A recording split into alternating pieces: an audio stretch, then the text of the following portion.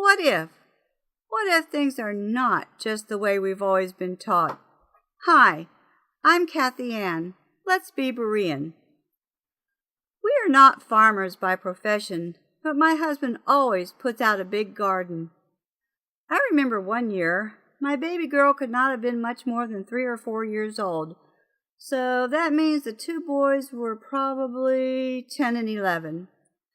We had a bumper crop of yellow summer squash. You know, the ones with the crooked necks. I was giving them away by the grocery sackfuls. My mama never taught my sister and I how to can food, so we were eating squash that summer seems like every meal there for a while. In fact, we ate so much that to this day, my oldest boy does not like squash anymore. Not me. I love it, I love it, I love it. I just can't get enough of it. I am not one who fries much, but just thinking about it, I'd love to have a mess of fried squash right now. My husband is my favorite farmer. He just plants what I like. We're going to talk about another farmer today.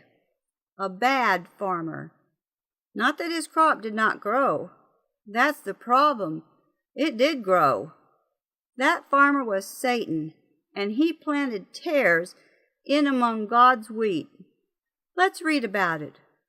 Open your Bible to Matthew 13 and follow along as I read verses 24 to 30. Another parable put he forth unto them, saying, The kingdom of heaven is like unto a man which sowed good seed in his field. But while men slept, his enemy came, and sowed tares among the wheat, and went his way. But when the blades sprung up, and brought forth fruit, then appeared the tares also. So the servants of the householder came and said to him, Sir, didst thou not sow good seed in thy field? From when then hath it tares? He said unto them, An enemy hath done this.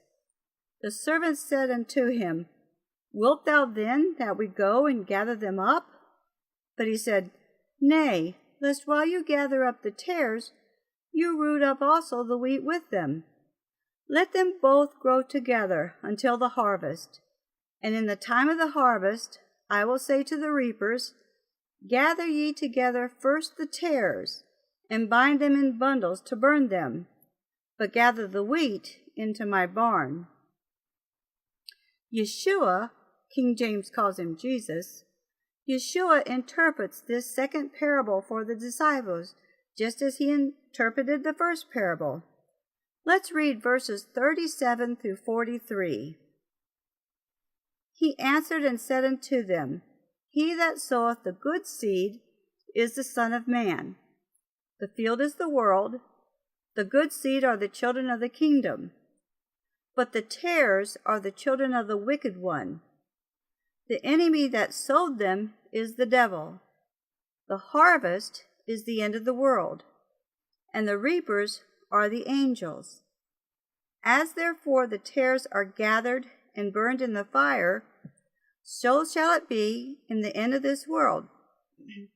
The Son of Man shall send forth his angels, and they shall gather out of his kingdom all things that offend, and them which do iniquity, and shall cast them into a furnace of fire. There shall be wailing and gnashing of teeth. Then shall the righteous shine forth as the sun in the kingdom of their Father. Who hath ears to hear, let him hear. So, in our history of the New Testament church, we have moved from when Yeshua was here on earth as a sower to the time that he has gone away to prepare a place for us.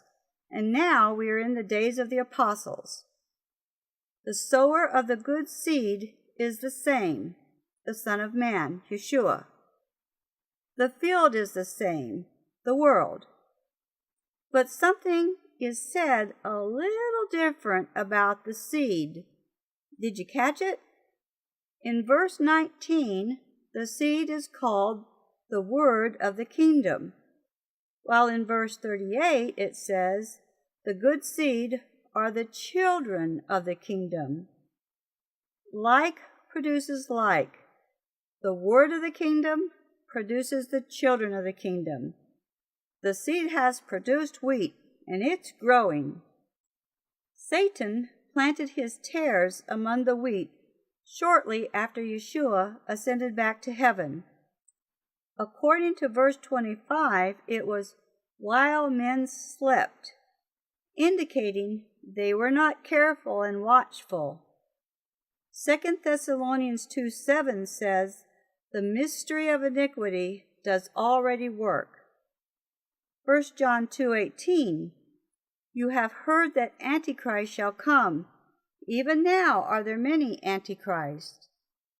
Jude 4, "There are certain men crept in unawares, who were before of old ordained to this condemnation, ungodly men, turning the grace of God into lasciviousness." Satan is an imitator, producing counterfeit works of God. The tares that Satan sows mimic real wheat so closely they are hard to distinguish apart. But the tares are a degenerate wheat, so at harvest time, what appears to be a bountiful crop will turn out to actually yield very little wheat. 2 Corinthians 11:13-15, "For such are false prophets, apostles, deceitful workers, transforming themselves into the apostles of Christ. And no marvel, for Satan himself is transformed into an angel of light. Therefore it is no great thing if his ministers also be transformed as the ministers of righteousness, whose end shall be according to their works." Galatians 1:7-9, "Which is not another, but there be some that trouble you, and would pervert the gospel of Christ. But though we, or an angel from heaven, preach any other gospel unto you than that which we have preached unto you, let him be accursed. As we said before, so say I now again, if any man preach any other gospel unto you than that ye have received, let him be accursed."